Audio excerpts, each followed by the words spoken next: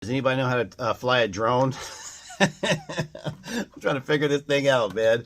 Allegedly, it's been set up, so we'll see. I would love to build a sports court and a playground for our Afro Filipinos. Guys, when I was watching the reel that I had made, and I almost started crying seeing those beautiful children.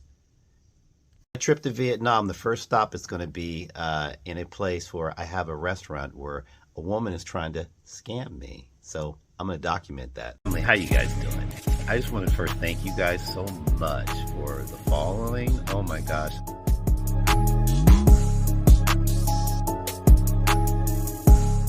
Aaron Dante Phillips. Hey, good morning, family. How is everybody doing today? If this is your first time viewing one of my videos, my name is Aaron Dante, and this is Straight Talk with Aaron Dante. How are you? Hey, thank you for viewing my video.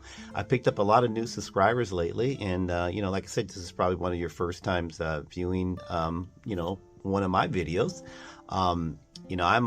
What I do is I usually speak off the top of my head here, I don't script things.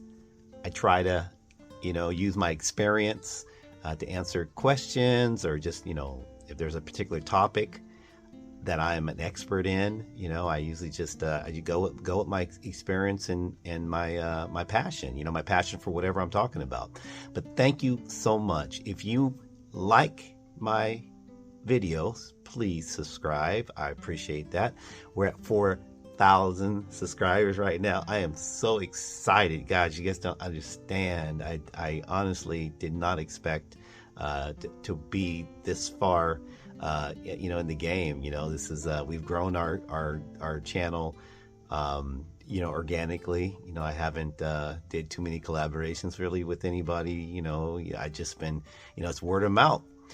And I think that what has triggered a large subscribership is the work that I'm doing in the Philippines. So this is what this video is about right now. It's about what I'm doing here, why I'm here, my passion about, being here, and just everything else.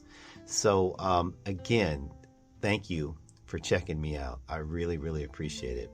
But this journey started last year. It started with a famous YouTuber. Her name is Dee Wango. Dee and I are very, very, very good friends. As a matter of fact, we even had our own little, talk we would do, on a weekly basis when she was in the Philippines.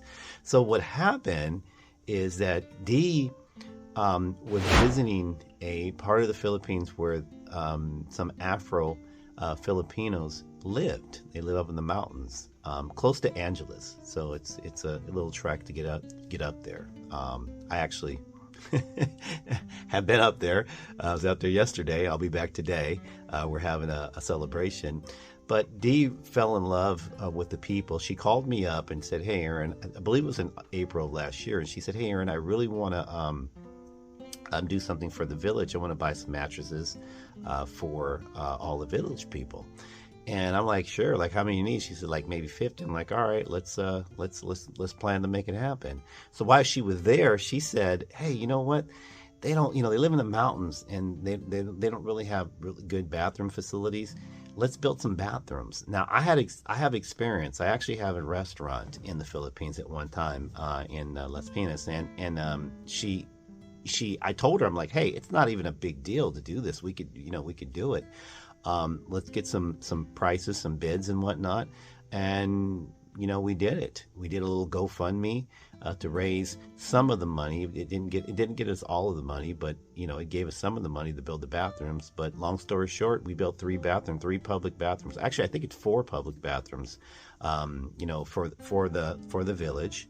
And then, I didn't want to do it, so I got to give her credit for all this. She met this beautiful woman. Her name is Lola, and Lola is she's like the matriarch of the village. She's the one that everybody's, she's everybody's grandmother, and that's what they call her basically, grandmother. And Dee really, seeing her in she was in a bad position. Her house had collapsed, and she kind of was living, different homes and whatnot. So she didn't really have a home. And Dee, kindness of her heart, said, you know what? We're going to build you a house. She called me up. She said, I want to build a house. And I'm like, okay, what kind of house do you want to build? And she explained to me, she gave all the details to it. She broke it down, what she wanted. And in my mind, I'm thinking, dang, that's going to be a lot, especially because where these people live, they live up in the mountains. You have to bring everything there. So it's not like, this truck just backs up into, it backs up into this, this area. Literally all the stone, all the paint, all the masonry, all the stuff that we needed, the building supplies, everything had to be hand carried, up this mountain basically. Now, I didn't realize how in depth that was until I visited the site, which there's video of me, trekking through this road, walking up there, and just everything. It's just crazy, but she did this on her own. I mean, she literally made this happen. She stayed in extra, I think 3 or 4 months to make this happen. And all along, I kept saying to myself, man, she was dealing with a lot of labor issues. She had a lot of, problems with contractors, a little bit of everything. She was fighting, but you know what? She's a tough girl. That girl's, she's a boss, and she just battled through it. She said she's not going to give up. She's going to build this woman her house, and I caught the fever too, and said, okay, we're going to do whatever we have to do. We might not have all the money, might not have raised all the money, to build the house, but I'm going to make sure it happens. And I did. I absolutely made sure it happened, made sure we got the money to do what we needed to do, and we built Lola's her house. And it's a beautiful house. I mean, it's 3 bedrooms. It has a little kitchen area. The roof is, pitched. I mean, literally this house is I mean, I'd live in this bad boy, okay? I would. I mean, really, it did a very, very, very amazing job. It's definitely, without a doubt, the best home, in the village, without a doubt. Best, well made, just doors, the way it looks, just everything. And I'm so proud. I'm so proud of the work that got done there. I'm so proud that Lola has her house. I'm so happy with the just what it brought to the community, because it was really like a community project. So Lola, doing well. Like I said, just visited her. But one of the things that Dee did and I did is we fell in love with all the children. There's a bunch of beautiful, beautiful Afro-Filipino children just everywhere. Just so many children, and they're just and they look like me. They look like, if you're an African, they look like you, and they're Filipino. So it's an amazing experience. Just crazy. And seeing those children, and actually, again, I have video, of being with the children, hanging out with them, seeing how their beautiful smiles and just the skin and, their hair and just everything, and just seeing how happy they are. And these children don't have anything really when you think about it. They don't have a playground. They don't have a basketball court or a soccer field. They don't have any of that stuff. They don't have nothing. There's no toys. They don't have anything. And these children are happy. They have the minimum. Okay. I mean, I grew up, and you guys, I'm gonna tell my story later on. Okay. I don't want to take away from what we're doing here in the Philippines right now, but I'm gonna tell my story. But I grew up poor, in the United States standard, on welfare, public assistance, all that stuff. I grew up. My father was, my mother passed away. So again, I have a story about myself that, but I compared to my life, compared to their life, night and day, but they're happy.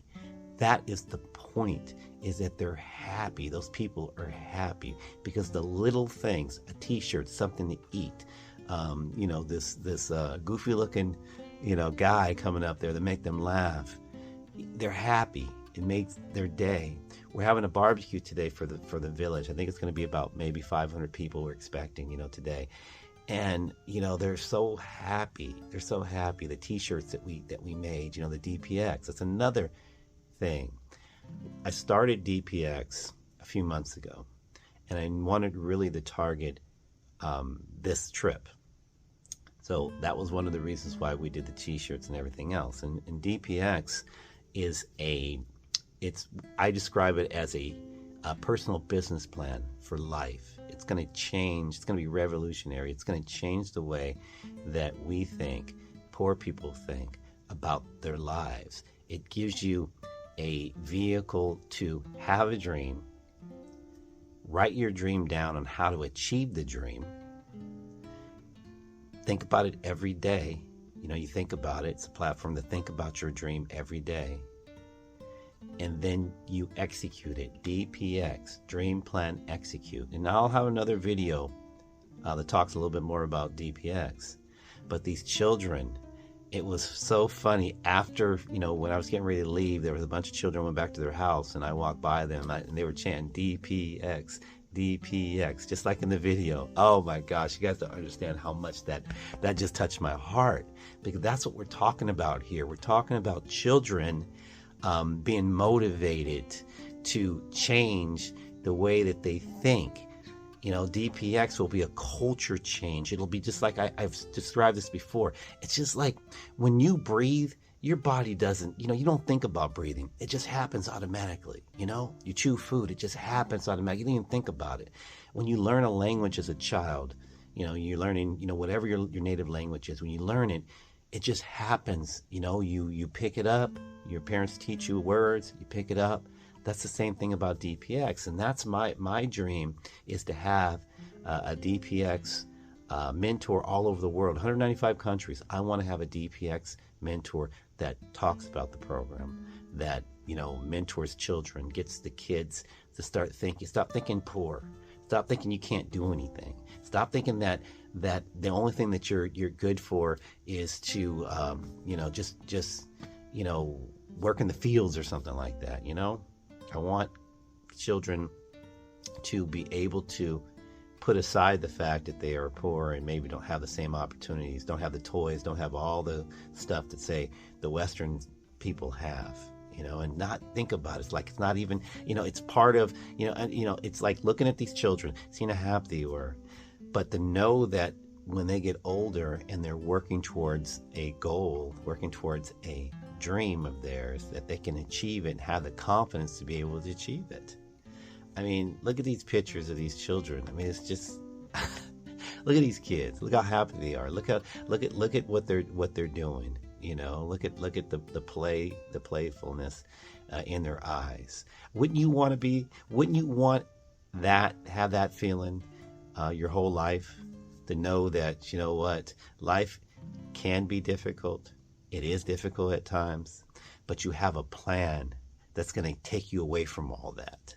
That you have this life plan, and you started when you were young, or started when you could understand, or not even understand. It's just you're taught at an age that says, okay, maybe I'm where we are right now, but hey, in 2 years, and 3 years, and 5 years, and 10 years, we're gonna be exactly where we need to be. That's what we're talking about. So the last thing I want to talk about is that I'm actually going to be, I'm vlogging right now. So my whole journey on this trip, I'm going to vlog everything and come out with some amazing videos. We're doing editing as we speak, from the time I left my house to the time that I'm here in the Philippines, to the time that I'm going to Vietnam, because I'm actually leaving the Philippines at the end of the week. I'm going to Vietnam. I have this amazing story about this restaurant that I own, that a woman is trying to scam me. Okay, so I'm gonna confront her, on that. Nothing crazy, but I'm gonna confront her on there. I'm gonna make sure that it doesn't happen again. I have a friend that's gonna come with me, to this place. I'm actually going to Thailand. I have a friend who has a yacht, and he's invited me for his birthday. So I'll be in, Thailand. I'll be documenting that. We'll be vlogging that. I'm going back to Vietnam after Thailand. I have friends in Hanoi, which is the capital, that I have never met these people. These people, I've been friends with them since COVID. I befriended them during COVID. We've been friends forever. For about 4 years, I've never met them. So we're going to have a great time. They're going to take me to all the happening places. I've never been to Hanoi. I've been to Vietnam many, many, many times, but I've never been to Hanoi. So I'm going to document that. And then I'm going to finish my trip off in Cambodia. Cambodia is almost like my second home. I have a lot of Kenyan friends, and they have adopted me. I'm actually half Nigerian, but the Kenyans, the East Africans have adopted me, and to be Kenyan. But realistically, it started with the Cambodians, the Filipinos, and the Cambodians. I'm the closest to, and I'm actually going to be meeting my friend who owns a restaurant in Cambodia, and I'm going to hang out with a couple of my other friends. They're going to take us to some resorts, and I'm going to vlog the heck out of all that. Okay, so family, again, thank you for watching this video.